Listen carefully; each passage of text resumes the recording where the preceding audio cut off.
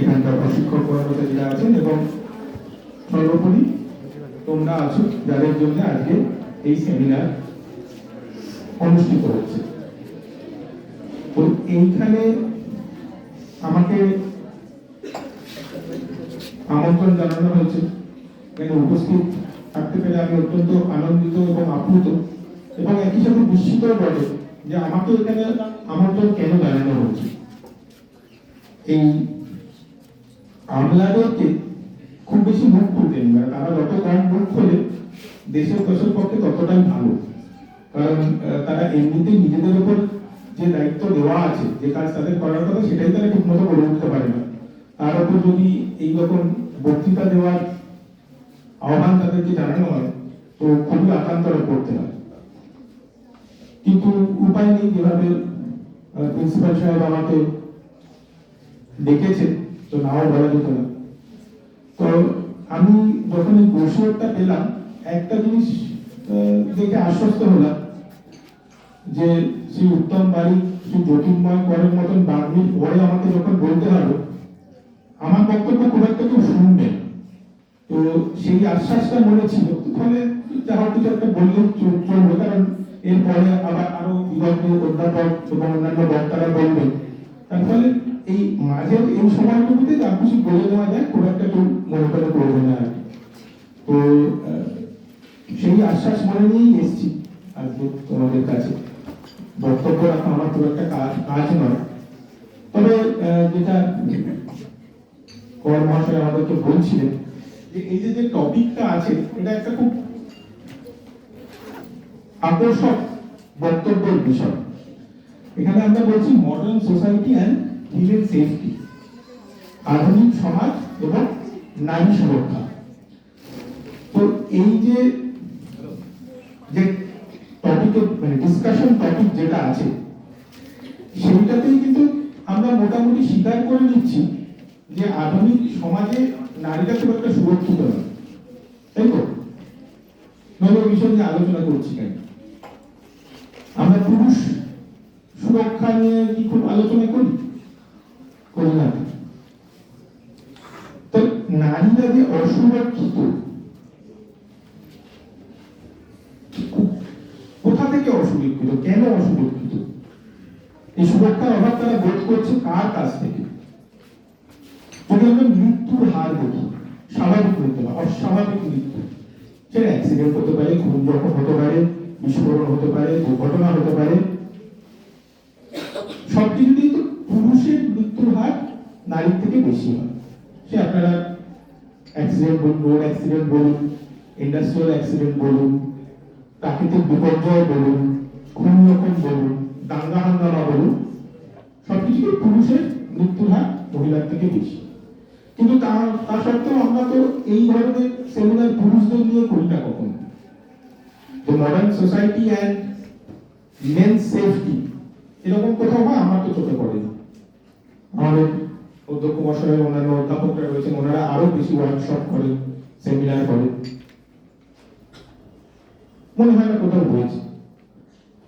তাহলে আধুনিক সমাজে নারীদের সুরক্ষার অভাবটা কি জন্য? আমার পূর্ববর্তী বক্তা শ্রী জ্যোতির্ময় কর মহাশয় বলছিলেন যে এখন তো আইনের চোখে আমরা সবাই সমান, আমাদের স্বাধীন দেশ, সংবিধানে আমাদের ইকুয়ালিটি অফ রাইটস দিয়েছে, irrespective of gender, caste, creed, right to education আছে, রাইট টু ইকুয়াল এমপ্লয়মেন্ট। এমন নয় যে মহিলারা পড়াশোনা করছেন না, উচ্চ পদে আসীন হচ্ছেন না, এবং আমার পূর্ববর্তী যথার্থ বলেছেন ইউপিএসসি বা পিএসসি বা স্টাফ সিলেকশন কমিশন, আমাদের দিকে school service, college service commission, বিগত কয়েক বছরে যদি আপনারা দেখেন যে মহিলা প্রার্থীরা বেশিরভাগ সফল হয়েছে। কিন্তু তা সত্ত্বেও আমাদের তো এই ধরনের সেমিনার করতে হচ্ছে। এই সুরক্ষার অভাবটা কোথায় বোধ হচ্ছে কেউ তোমরা ভেবে দেখেছো? বেশিরভাগই তো আজকে মহিলাই আছে। কেউ বলবে কেন, মানে সুরক্ষার অভাব তোমরা এই রাস্তাঘাটে পথ চলতে কখনো অনুভূত হয়েছে তোমাদের? তাহলে আজকে এটা করা হচ্ছে কেন? করা হচ্ছে তার কারণ সুরক্ষা বলতে সবসময় যে মানে প্রোটেকশন ফ্রম ভায়োলেন্স, এই ভায়োলেন্সের কিন্তু বিভিন্ন রকমের রূপ আছে।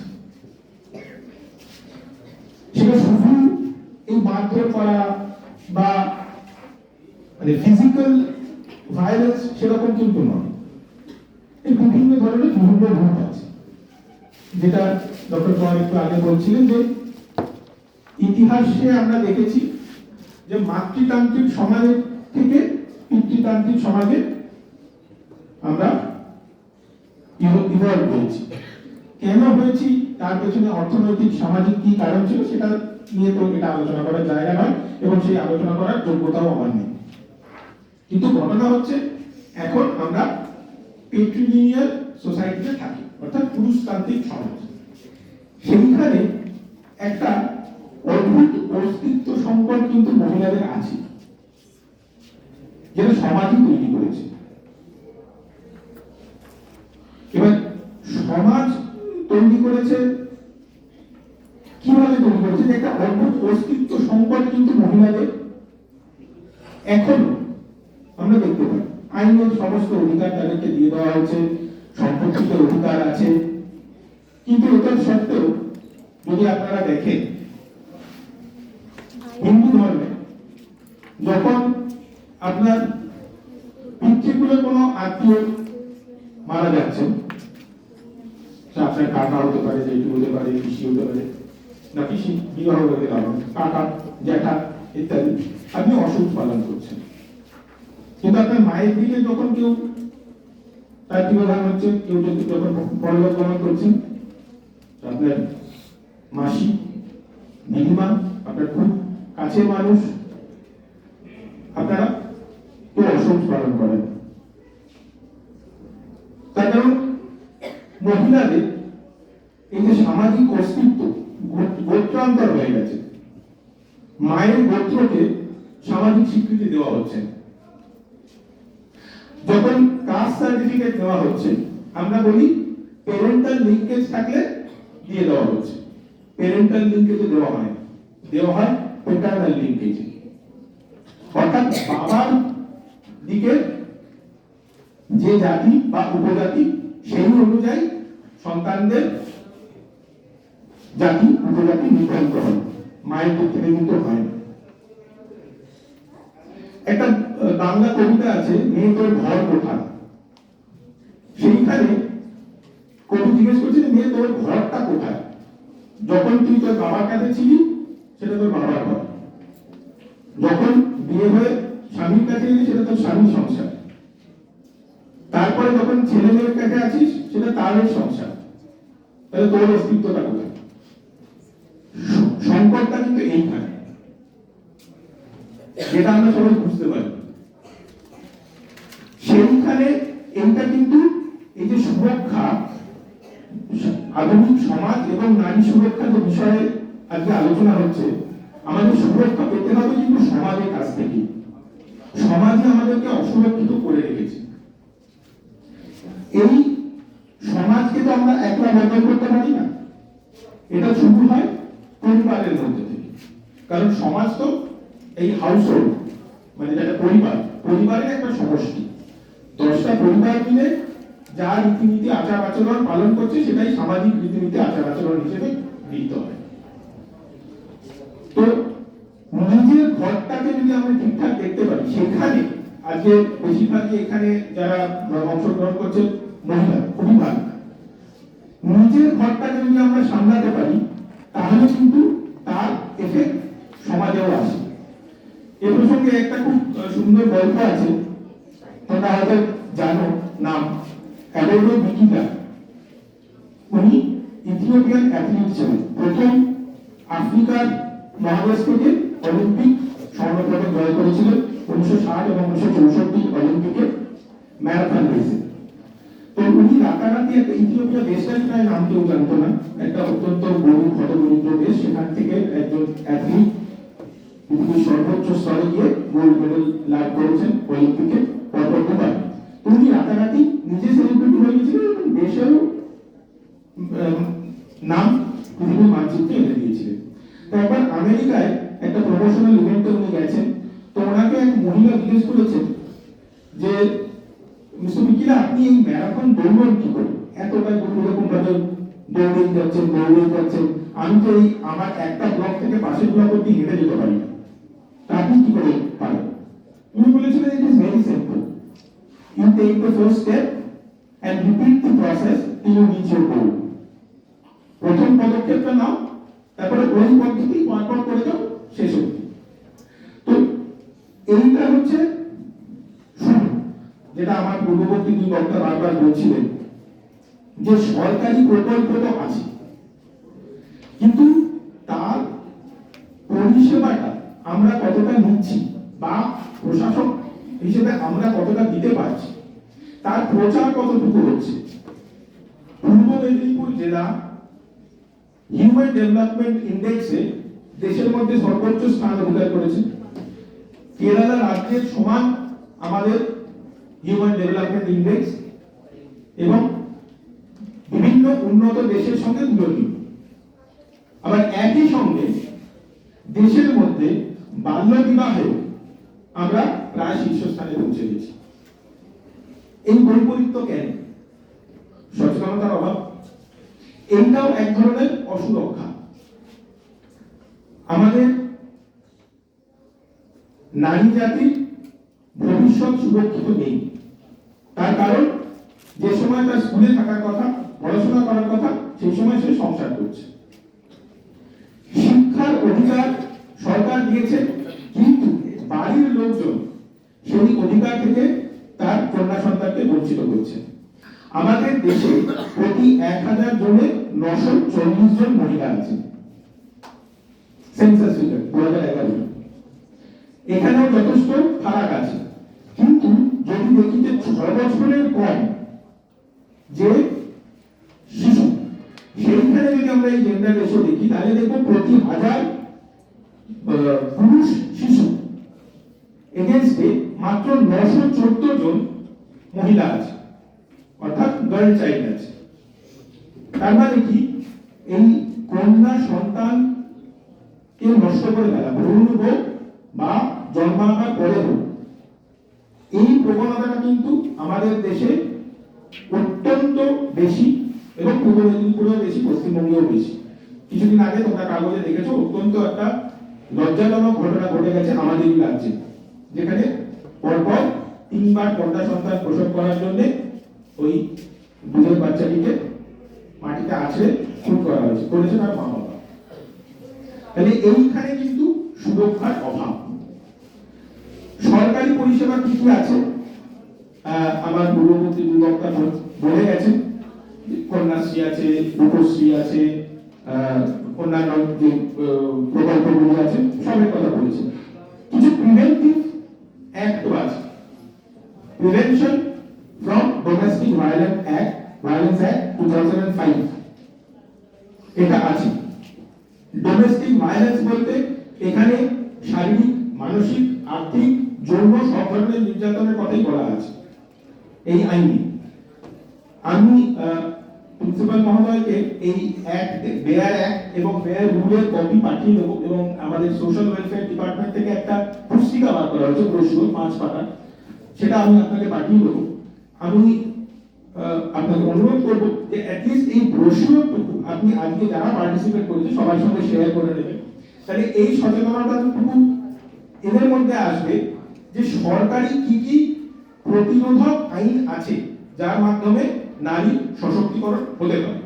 তো সেই নিয়ে যদি আপনারা মনে করেন, কলেজ কর্তৃপক্ষ মনে করেন, আমরা একটা ডে লং সেমিনারও করতে পারি ডিএলএস এর সঙ্গে টাই আপ কোলাবোরেশন করে, কারণ আপনাদের ফ্রি লিগ্যাল এড এটাতে প্রাপ্য যারা এই আইনের আওতায় আসবেন তাদের। তো একটা ডে লং সেমিনার করা যেতে পারে, বিভিন্ন বক্তারা আসবেন। কিন্তু আপাতত আমি এটা আপনাদের পাঠিয়ে দেবো। তো এই সচেতনতাটা যেহেতু আপনারা সকলে এই অবধি এসেছেন, আশা করবো আপনাদের মধ্যে আছে। তো আপনাদের সশক্ত ভবিষ্যতের আশা রেখে আমি আর আমার বক্তব্য দীর্ঘায়িত করব না। সকলের প্রতি শুভেচ্ছা রইল। আরেকবার এখানে আমন্ত্রণ জানানোর জন্য আপনাদের সকলকে ধন্যবাদ জানিয়ে আমার বক্তব্য। আমরা ধন্যবাদ জানাই আমাদের কলেজের পক্ষ থেকে।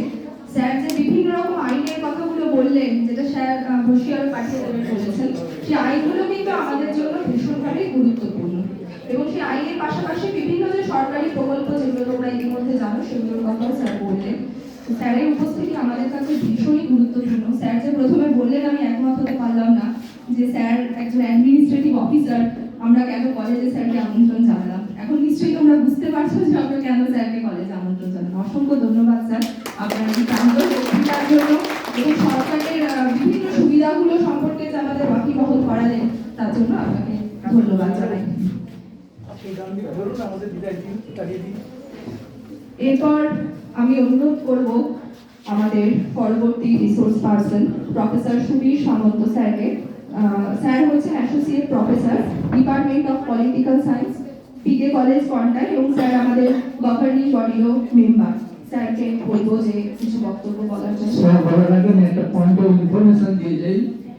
আগামী 11 তারিখে 11 ফেব্রুয়ারি হলিগা ট্রেড সেন্টারে আইওসি যারা ফিজিক্যালি হ্যান্ডিক্যাপ তাদের জন্য কেউ মোটরসাইকেল চায়, কে এস চায়, সে স্কুটি হবে। তোমাদের পাড়ায় বা তোমাদের মধ্যে যদি কেউ থাকে, তাহলে আগামী 11 তারিখ হলিগা ট্রেড সেন্টার, মনে রাখবে হলিগা ট্রেড সেন্টারে তোমরা যোগাযোগ করতে না, তোমরা চলে যাবে, সরাসরি পাঠিয়ে দেবে, আমি দেখে নেব। ঠিক আছে স্যার, শুধু অনুমতি দিন, আমি অন্য জায়গায় যেতে হবে। Thank you. ধন্যবাদ আজকে অনুষ্ঠানে উপস্থিত থাকার জন্য এবং মূল্যবান সময় দেওয়ার জন্য। ধন্যবাদ স্যার।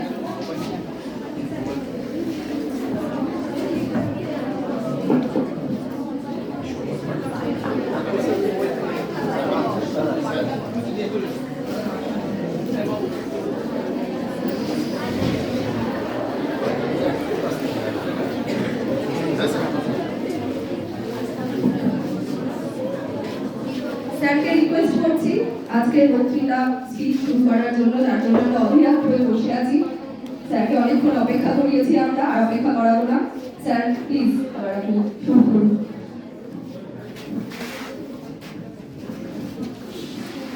আজকের এই একটি মনোজ্ঞ সেমিনার,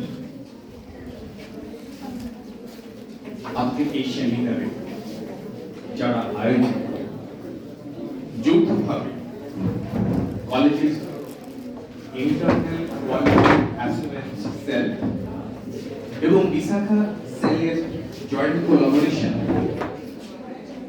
আজকের এই সুন্দর সেমিনারটি অনুষ্ঠিত হচ্ছে। এর দুটো পার্ট রয়েছে, একটা ইনঅগুরাল পার্ট, বাট ইনঅগুরাল সেশন মোটামুটি ইনঅগুরাল সেশনটা প্রায় শেষ।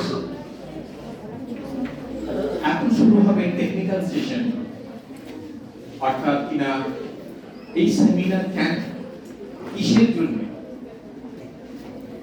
অনেক সেমিনারে তো আলোচনা করার বা বক্তব্য রাখার সুযোগ হাতে এবং এই সুযোগ আমি পেয়েছি, কিন্তু আজকের এই সেমিনারটা যেন একটু অন্যরকম, একটু আমাদের বেশি করে ভাবতে শেখায়, সুন্দর একটা বিষয়। আর এই সেমিনারে উপস্থিত যারা আমার সামনে রয়েছে, তারা সবাই আমাদের কলেজের প্রিয় ছাত্রদের সংখ্যা কম। এটা থেকে মনে হতে পারে এটা কেবলমাত্র যেন মহিলাদের জন্য নারী সুরক্ষা, আধুনিক সমাজ এবং নারী নিরাপত্তা একটা বিষয়ক সেমিনার, কিন্তু মনে রাখতে হবে যে এই সেমিনার কেবলমাত্র মেয়েদের নয়, এই সেমিনারে ছেলেদেরও সমানভাবে অংশগ্রহণ করা জরুরি। যেহেতু আমরা এই মডার্ন এজে উইমেন এম্পাওয়ারমেন্ট বা নারীর ক্ষমতায়ন বা সশক্তিকরণ এর প্রশ্নটা নিয়ে অনেক আলোচনা করি, কিন্তু এটাও আমাদের মনে রাখতে হবে যে পুরুষদের বাদ দিয়ে কিন্তু নারী সুরক্ষার প্রশ্ন ভাবাই যাবে না। কারণ এটা ঘটনা যে নারীরা নিজেদের সুরক্ষার ব্যবস্থা নিজেরাই করে নিতে পারে না বলেই বারবার নারীর ক্ষমতায়ন বা উইমেন এম্পাওয়ারমেন্টের প্রসঙ্গটা এসে যায়। এবং আজকের এই বিষয়টা মডার্ন সোসাইটি এবং উইমেন সেফটি বা নিরাপত্তা, সিকিউরিটি, সামাজিক সুরক্ষা, অর্থনৈতিক সুরক্ষা এবং অন্যান্য দিক থেকে নানাভাবে আইনগত যে সুরক্ষা, সেগুলো জানানোর জন্যই এই সেমিনারটা। ধন্যবাদ যারা এই সেমিনারটা অর্গানাইজ করেছেন, কারণ আমি অনেক সেমিনারে আলোচনা করেছি, কিন্তু এত সুন্দর পরিবেশ এবং এতজনের মাঝখানে বক্তব্য রাখার সুযোগ আমি কিন্তু পাইনি। পুরুষেরা অনেকেই এসেছে, কিন্তু মহিলারা এত, এই জন্য যারা সংগঠিত করছেন, অর্গানাইজ করছেন, তাদেরকে আলাদাভাবে ধন্যবাদ দিচ্ছি। এই কলেজের মাননীয় অধ্যক্ষ মহোদয়, যিনি এই মুহূর্তে মঞ্চে নেই, এই কলেজের পরিচালক সমিতির সম্মাননীয় যিনি সভাপতি জ্যোতির্ময় বাবু, আমার কাছে অত্যন্ত শ্রদ্ধা আর মানুষ। তিনি হলদিয়া ডেভেলপমেন্ট অথরিটির চেয়ারম্যান, আগে প্রাক্তন মন্ত্রীও ছিলেন, সমবায় মন্ত্রী, অগাধ পাণ্ডিত্য ওনার। আর জেলা পরিষদের সভাধিপতি, পটাশপুর বিধানসভার সম্মানীয় বিধায়ক, ঘটনাচক্রে উনিও আমারই ছাত্র কাঁথি কলেজে। তো তারা এই মুহূর্তে নেই, আর কাঁথির সুযোগ্য সুদক্ষ মহকুমা শাসক। অনেক জায়গায় মঞ্চ দুজনেই শেয়ার করেছে, কিন্তু এখনো পর্যন্ত বাক্যালাপ হয়নি। না হলেও আমি তাকে চিনি এবং দূর থেকেও তাকেও শ্রদ্ধা জানাচ্ছি। যে প্রসঙ্গগুলো এসেছে সেই প্রসঙ্গগুলোই একটু আলোচনা হবে, তবে ভিন্নতর পরিপ্রেক্ষিতে একটা বিশেষ ব্যাকগ্রাউন্ড, সেটা নিয়ে আমাদের আলোচনা। আমি জানি না কতটুকু সময় আমাকে দেওয়া হবে, জানি না। আমি বলতে চাই, শোনার মতো যদি ধৈর্য সবার থেকে থাকে, তাহলে বলার থেকে আমেজ মোট সেটা থাকে। সবাই শুনবে তো? এখানে যারা রয়েছে সবাই শুনবে তো? বলুন স্যার। একটু জোরে তো শুনতে পেলাম, ভালো লাগবে? আমার উপর আস্থা বিশ্বাস আছে? মানে আমি তোমাদের মতো ছেলে মেয়েদের 38 বছর পড়িয়েছি, অভিজ্ঞতা কিন্তু খুবই কম। বিশেষ করে এই সেমিনারে আমি থাকতে পেরে নিজেকে গর্বিত ভাবছি। এটা আমার কাছে একটা সুযোগ, যে সুযোগের সদ্ব্যবহারটুকু করতে এসেছি আমি। এই কলেজের যারা সম্মাননীয় অধ্যাপক অধ্যাপিকা রয়েছেন, বিশেষ করে বিশাখা সেলের যিনি কোঅর্ডিনেটর রয়েছেন, তাকে আমি জানি না, আমি গভর্নিং বডির অন্যতম সদস্য হিসাবে বিশাখার গাইডলাইন একটা রয়েছে বলা হয়েছে, কিন্তু সাথে সাথে এজিসিরও একটা গাইডলাইন রয়েছে যে বিভিন্ন শিক্ষা প্রতিষ্ঠান, কলেজে, বিশ্ববিদ্যালয়ে বিশাখা সেলটা কিভাবে তার কম্পোজিশন হবে, অর্থাৎ তার কিভাবে গঠন করা হবে। সেখানে একটা কথা মনে রাখা জরুরি, যেহেতু সাত্বিক ম্যাডাম আমার কাছে বসে রয়েছেন, আমি বলছি এই কারণে যে এটা যেটা করা হয়েছে সুপ্রিম কোর্টের গাইডলাইন, বিশাখা গাইডলাইন, সেই গাইডলাইনে বলা হয়েছে যে কমিটিটা করা হবে সেটাকে বলা হবে internal complaint committee. Internal complaint committee, অভিযোগ করার জন্য যে অভ্যন্তরীণ যে কমিটি, সেটাকেই আমরা বলবো অন্য নামে বিশাখা সেল। এবং এই কমিটি যিনি কোঅর্ডিনেটর হবেন তিনি অবশ্যই মহিলা, এবং অন্যান্য মেম্বার যারা থাকবেন হিসেব করে দেখতে হবে যে সেই মেম্বারদের মধ্যে 50% এর নিচে যেন মহিলা মেম্বার না হন, বাকি পুরুষ হতে পারে। এমন না যে বিশাখাতে কেবলমাত্র মহিলাদের জন্য কোনো মহিলারই থাকবেন, এমন কিন্তু নয়। কারণ যে কথাটা আমি আগেই বলেছি যে আমাদের তথাকথিত এই পুরুষতান্ত্রিক সমাজে পুরুষদের সাহায্য সহযোগিতা ছাড়া এই নারীবাদী আন্দোলন, নারীদের মুক্তি, নারীদের স্বাধীনতা, নারীদের ক্ষমতায়নের এই প্রশ্নটা আমাদের কাছে নিরর্থক, অর্থহীন হয়ে যাবে। কারণ মহিলারা নিজেরাই যতই দাবি করুন, পুরুষদের সাহায্য সহযোগিতা ছাড়া এগিয়ে যাওয়া সম্ভব না। আর এটা একটা অ্যাওয়ারনেস প্রোগ্রাম, অর্থাৎ সচেতনতামূলক একটা কর্মসূচি নেওয়া হয়েছে। এটা মহিলাদের শুধু সচেতন করা নয়, সাথে সাথে পুরুষদের সচেতন হওয়ার দরকার রয়েছে। এই যে কিছুক্ষণ আগে যে আইনের কথা বলা হলো, যে ডোমেস্টিক ভায়োলেন্স অর্থাৎ গার্হস্থ্য হিংসা, হিন্দিতে বলে ঘরেলু হিংসা যাকে বলে, ডোমেস্টিক ভায়োলেন্স, যেটা পরিবারের